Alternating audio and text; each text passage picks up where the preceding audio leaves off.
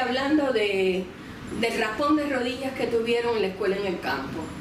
Pero la gente que escribe en prosa en Miami se fue más allá del fenómeno de estoy en algo con todos mis amigos. Es el fenómeno de que no me quedé atrás, también escribí poesía, no. Es que yo creo que es una necesidad más genuina de expresar, y además abordan ideas con más profundidad. Que la poesía, esa es la diferencia que la poesía. Sí, la poesía, todo el mundo quiere ser mejor poeta, todo el mundo quiere hacer el mejor poema. No es que yo piense que sea tan mezquino a la hora de escribir, sino que la meta es esa.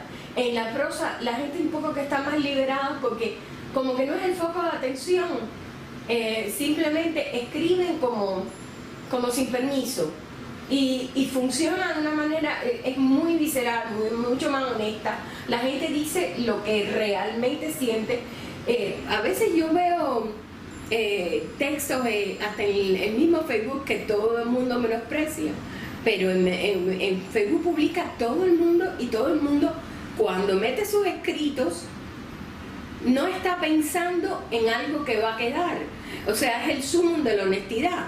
La gente dice estrictamente lo que piensa y por regla general cuidan el estilo, cuidan la manera de ser, hay el orgullo de escribir intrínseco en la persona que lo tiene, que cuida su ortografía, lo revisa, lo vuelve otra vez, y eso tú lo estás viendo con más fuerza. La gente que escribe poesía un poco, que hace lo mismo que siempre ha hecho, y no ejerce ningún cambio el hecho de estar aquí, porque de todas maneras todos ellos se van a escuchar, en todas las tertulias se va a leer poesía.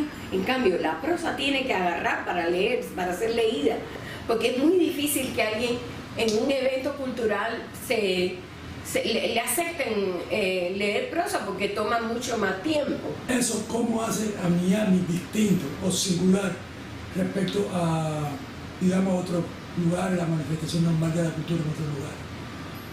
Bueno, ¿Qué tiene Miami que sea peculiar en ese sentido? Bueno, mira, yo pienso que los poetas y los escritores en sus propios países son un poco más niños que aquí. Aquí tienen una realidad más fuerte, tienen mucho más que enfrentar. No, por ejemplo, el caso que conozco, los poetas y los escritores cubanos tenían editoriales de tiradas grandísimas, y aquí cuando tienen una publicación son con 2 ceros menos, porque donde tranquilamente en Cuba le tiraban 5.000 libros, aquí por la presentación tienen que tirar ellos 50, porque sale de su bolsillo sangrado. Por eso es que yo digo que hay que comprar libros por amor al arte, y porque no es al artista el que va a ayudar. Vas a ayudar al arte, tú vas a comprar libros, vas a leer, y aparte va a irse estableciendo un ranking. Yo creo que Amazon es justamente uno de los mejores vehículos, y ya hay 2 o 3 gente que lo han experimentado. Lo ha experimentado recientemente Vázquez Portal, supongo que Fernández Larrea con las promociones que han hecho. O sea, un poco que ya los poetas están entrando en el capitalismo y están haciendo valer las estructuras de este país.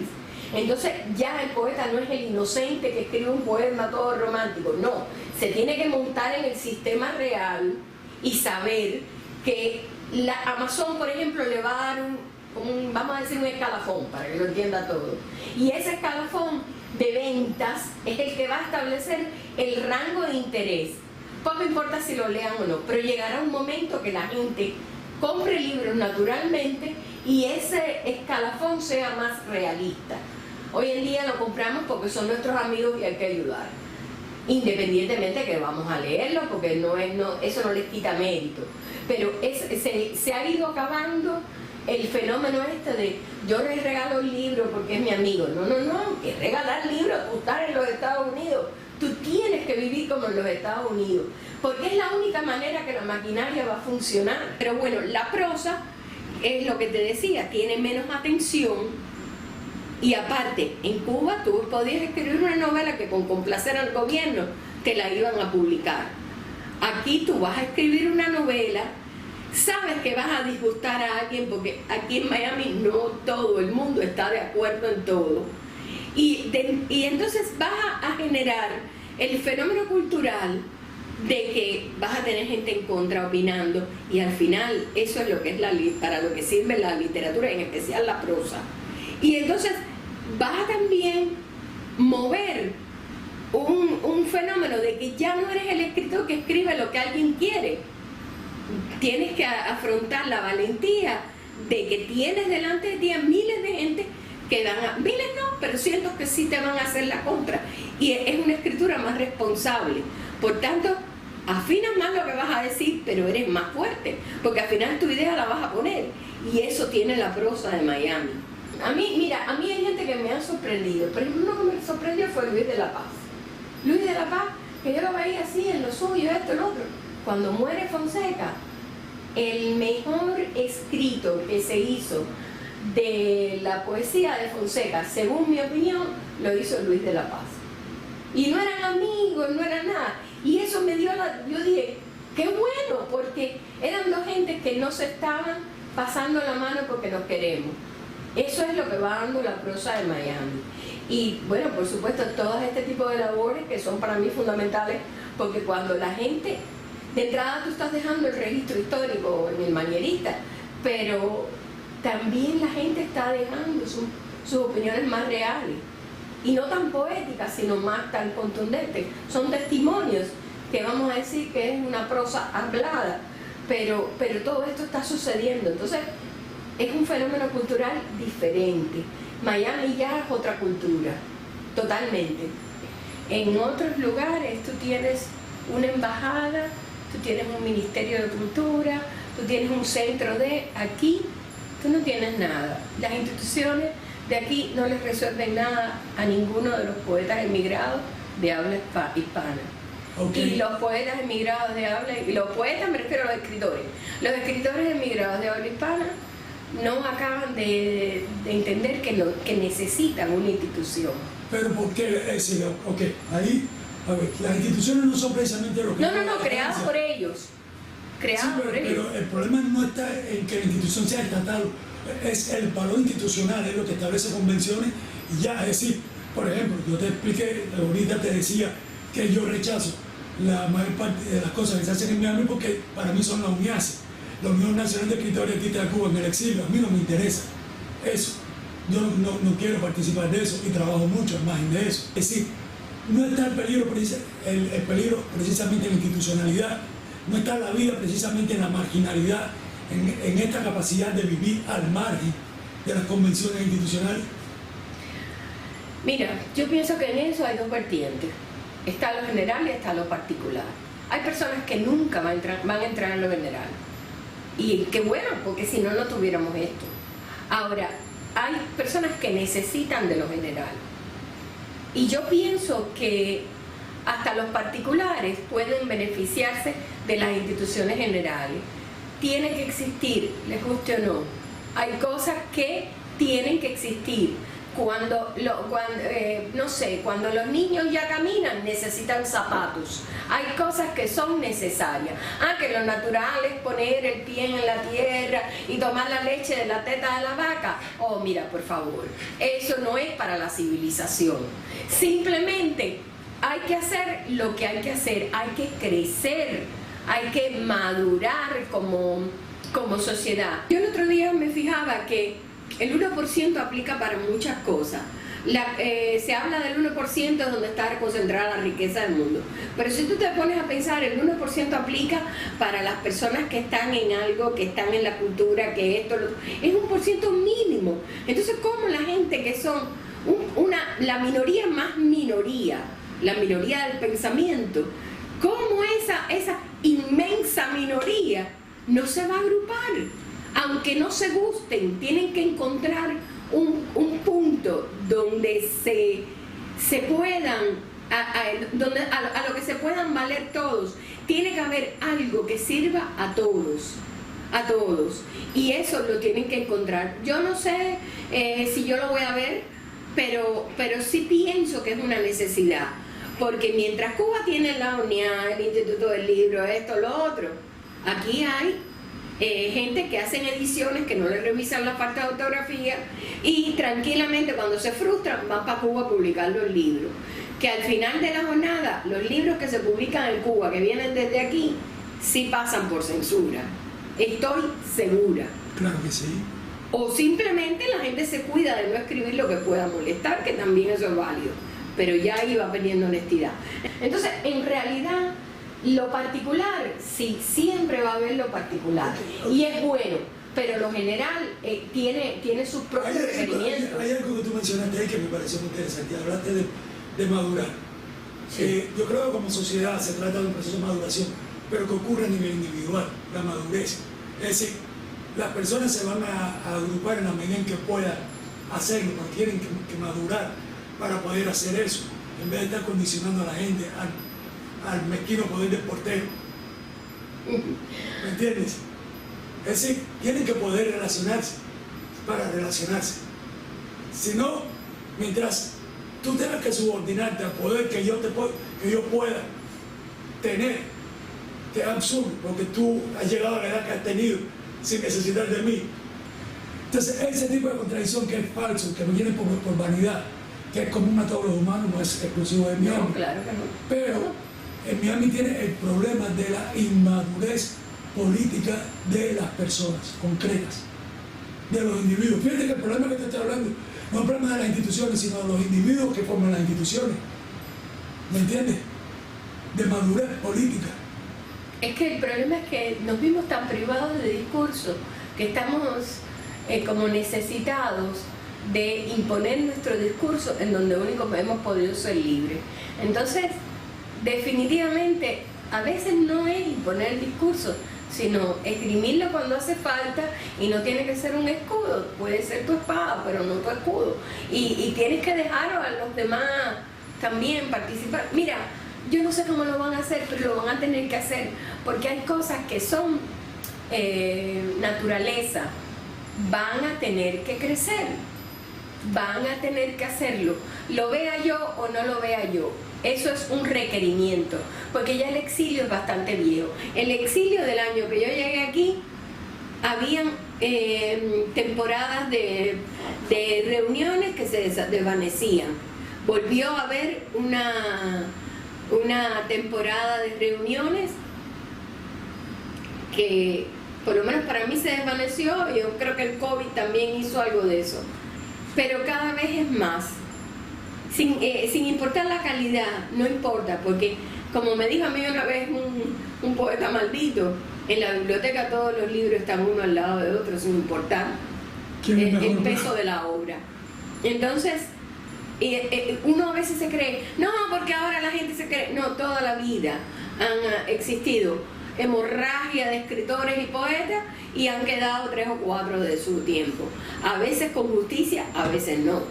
Entonces todo el mundo tiene que soportarse, sobrellevarse, hay que asumir una postura madura con el fenómeno cultural, porque ningún libro solo va a llegar arriba. El libro va a llegar en un movimiento cultural de poder, y no me estoy refiriendo a una cosa con nombre, a algo que después los catedráticos ustedes digan, no, porque la literatura miamense de principios del siglo, no es eso, es que el fenómeno no va a despegar, y cuando haya tú tienes que, como dicen los españoles, a donde llega lo que viene. Este es un país que se mueve con dinero. No es que el dinero sea lo más importante, el dinero lo único que hace es establecer equivalencias. Entonces, cuando tú aprendas que el dinero forma parte de la cultura, donde tienes que comprar los libros que tú quieres comprar, que tú piensas que vas a leer, entonces va a llegar un momento en que el dinero también se va a convertir en lo que establece el valor del interés del lector. Te voy a poner un ejemplo. Carlos Fuentes cumplía 40 años de la publicación de Aura. Y México, la Feria del Libro de México, se desbocó, porque explotó así a Carlos Fuentes, pero vaya, incluso hasta vulgar, de la manera, ¿no? Pero ese mismo año, José Lorenzo Fuentes cumplía 40 años de publicar Después de la Gaviota. Y Ediciones Iduna le había hecho una edición. Y yo digo, vamos a coger el modelo de México, porque nosotros lo que necesitamos es crear un fenómeno de mercado. Tenemos la figura, tenemos la ocasión, tenemos el espacio. Me fajé con la Feria del Libro.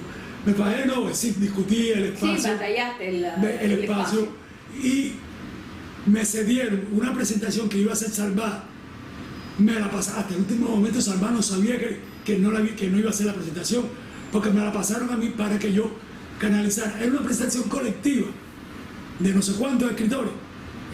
José Lorenzo iba a pasar desapercibido, y yo lo que le dije a Alejandro, dame la presentación a mí para yo destacar a José Lorenzo, porque lo que interesa no es la figura de José Lorenzo, sino crear el fenómeno literario del que nos podamos agarrar todos y todos vamos a ganar. El icono cultural.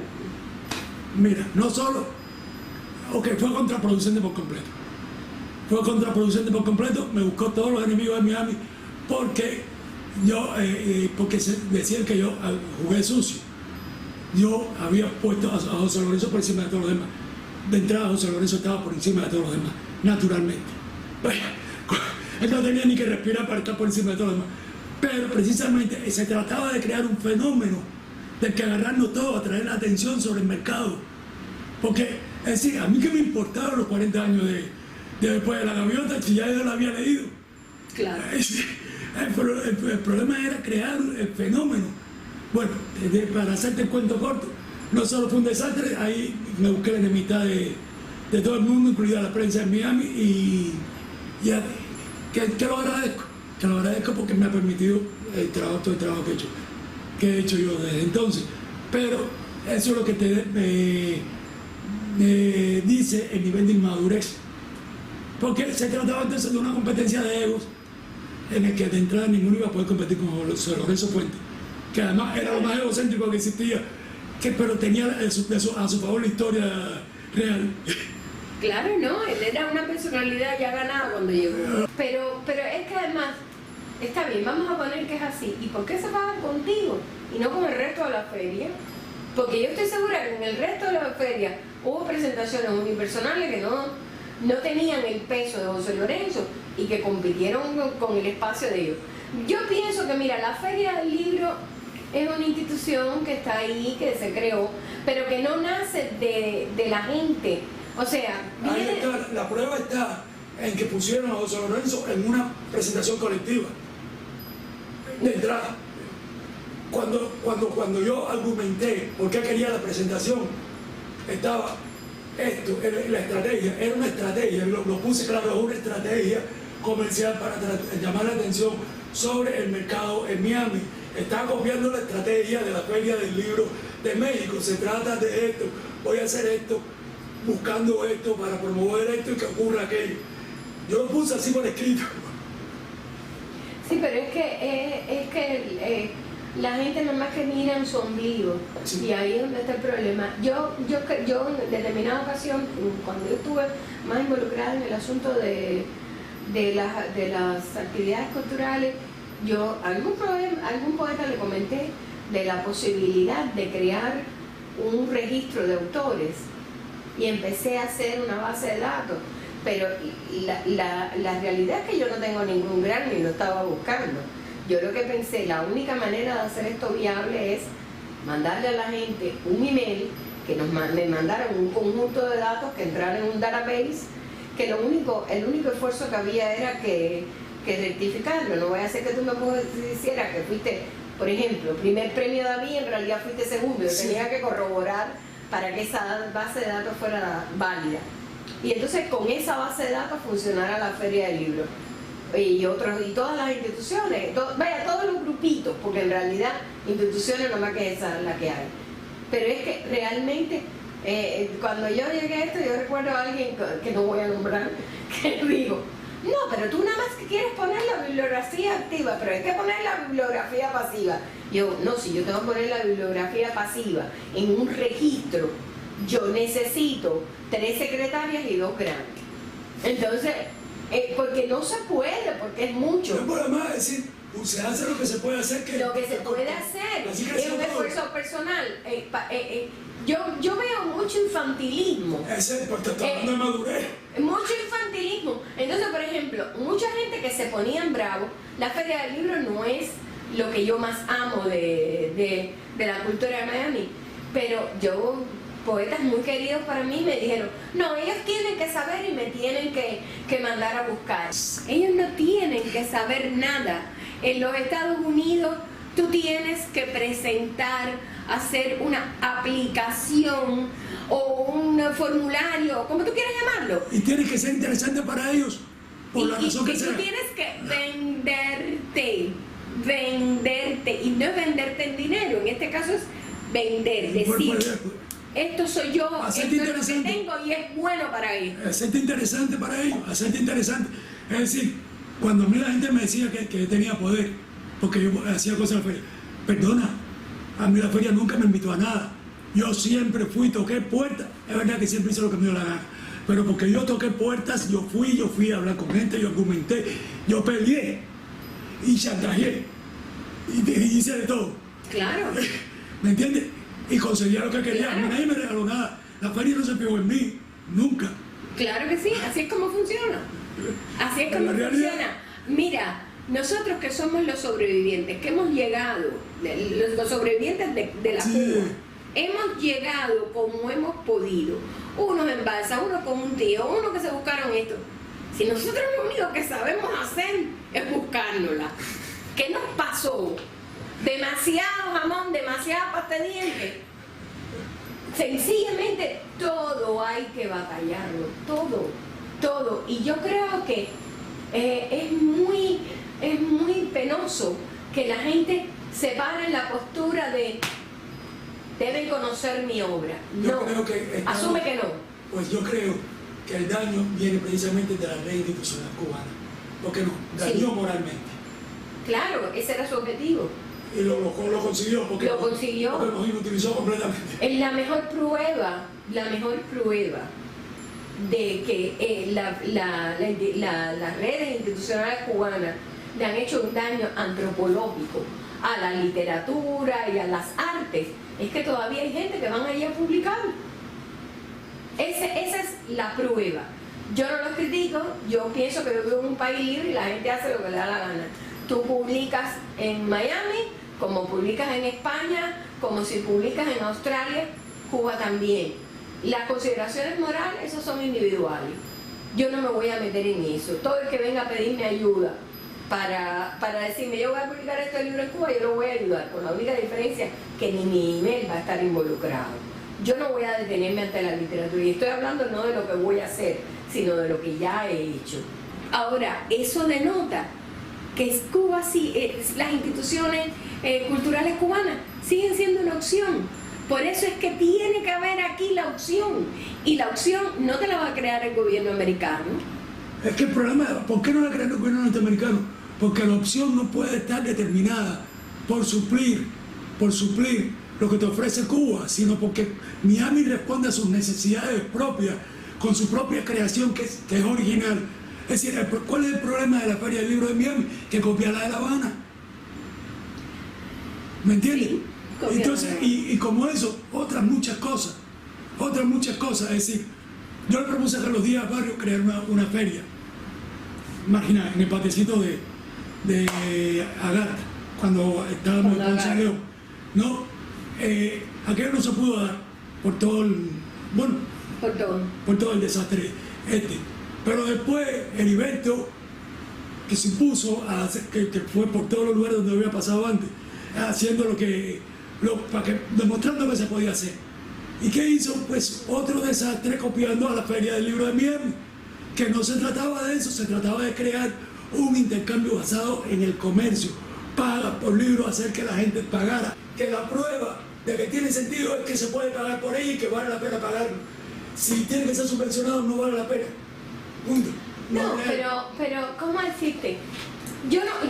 Mira, yo creo en que uno puede acceder a las ayudas. Eso Este país es muy duro para todo el mundo, pero uno puede acceder a las ayudas y ser disciplinado y seguir las pautas de ellos. Ahora bien, no pueden ser, ellos no te tienen que dar el programa de, ¿cómo decir?, de ejecución de tu proyecto. En eso los americanos son muy respetuosos. Tú le presentas un proyecto y ellos te dan o no te dan el dinero. Tú lo único que tienes que justificar cómo lo dan. ¿Tú sabes cuál es el sentido de la economía? De todo tan duro, de que todo sea tan duro. Es el sistema de discriminación natural.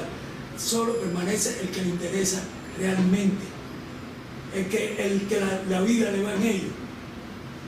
Es el que permanece. Ese es el problema con la subvención, que el crecimiento es artificial. ¿Me entiendes? Porque la única institución respetable en Miami mientras existió fue Universal. Con todo lo que le puedan criticar, esa es la medida en Miami. Critíquenle lo que le quieran criticar, que yo voy a estar de acuerdo con todas las críticas. Aún así, fue la única institución real, porque era la que marcaba la realidad. Era la que marcaba, decía, la realidad está aquí, te guste o no te guste, este es el nivel, esto es lo que tienes. Lo que tú quieras construir va a ser en base a esto, por encima o por debajo, pero en base a esto. El canon. Y eso era magnífico. Cuando desapareció Universal, desapareció el parámetro, nos quedamos con la artificialidad. Y se está perdiendo mucho talento, y no te estoy diciendo que el talento no exista. Se está perdiendo detrás de banalidades. Detrás de yo soy importante, detrás de mi nombre va a trascender, detrás de eso. No es posible trascendencia sin inmanencia, eso no es posible. La trascendencia es una condición de lo inmanente. Pero como la filosofía no es interesante, la gente no sabe esto. Sí, también, pero mira, tú sabes una cosa. Mi abuelo tenía una frase que me aterrizaba siempre. Decía, ¿cómo decía? Era, déjate de cundangadas. Y mi abuelo era la persona más dulce y más amable, pero cuando ya yo me ponía a querer manipular, él me decía, déjate de artistajes y cundangadas. Sin artistajes y cundangadas, la realidad es poderosa. Yo no creo, fíjate, yo no estoy en contra de las instituciones con el arte. Yo lo que creo que aquí lo hacemos al revés.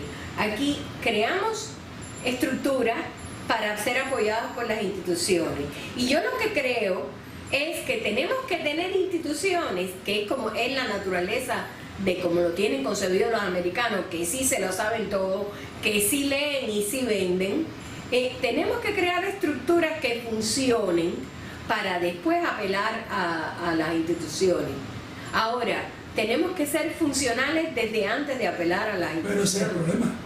Volvemos al mismo punto, la madurez. No, sí. Es todo. Es todo lo que pasa aquí. Cuando tú pones en fila todas las cosas que han fallado, buscas el punto en que han fallado y es el mismo, madurez. Sí, siempre hay dos nombres fajados. Es así. Es así y es muy triste. Porque además es muy triste porque, les guste o no, los nombres que se van a quedar son los que están en Cuba. Los de Miami, el que se montó en el sistema y publicó, digamos, en Amazon, en las editoriales de aquí, y no estoy sin menospreciar a las editoriales latinas que tan esforzadas son, y sinceramente lo creo. Lo que va a quedar es de ellos lo que se publicó en Amazon, porque es el gigante. Nosotros tenemos que saber uno tiene que mirarse y ver hasta dónde llega. Pero además explotar la posibilidad que existe porque existe. Porque, por ejemplo, la gente de Cuba tienen al gobierno, que es la gran, vamos a decir, es el Amazon de ellos. Nosotros tenemos Amazon.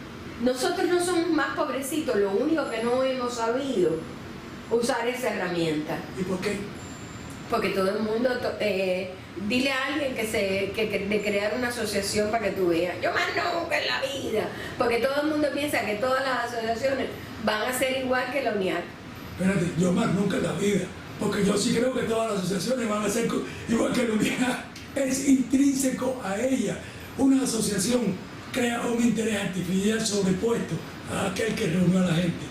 Que es decir, porque la asociación se convierte en un parámetro de valor político y social de distinción. Entonces la gente va a aspirar a ese parámetro. Mira, yo conocí el caso de Pedro Pablo Peña, que agarró y armó esa casona con un amor y un tesón. Y ese hombre, con todas las enfermedades que tenía, con todo, llevó adelante ese proyecto. Y yo no sé lo que es ahora, yo estoy un poco desligada, pero yo estoy segura que todo lo que ese hombre hizo fue, si no bueno, lo mejor que pudo. Hace falta gente así. Eso es todo, pero eso es madurez. La capacidad, yo estoy seguro que a él no le gustaba la mitad de la gente con la que lidiaba, pero había algo trascendente, algo que valía más que él mismo y a lo que él estaba canalizando. No, estaba clarísimo. Entonces, como él, tiene que haber alguien en la literatura, tiene que haber alguien en las artes plásticas, y llegará y como mismo, por ejemplo, yo, que no tengo nada que ver con el ballet, reconozco su actividad. Y no hemos hablado de él. Me salió de que es algo que tengo en concepto. Pudiera decir también de alguien que ha sido muy intenso, muy Joaquín Gálvez. Ya volvió a abrir su reunión mensual. Hay gente que siguen y siguen y siguen y siguen.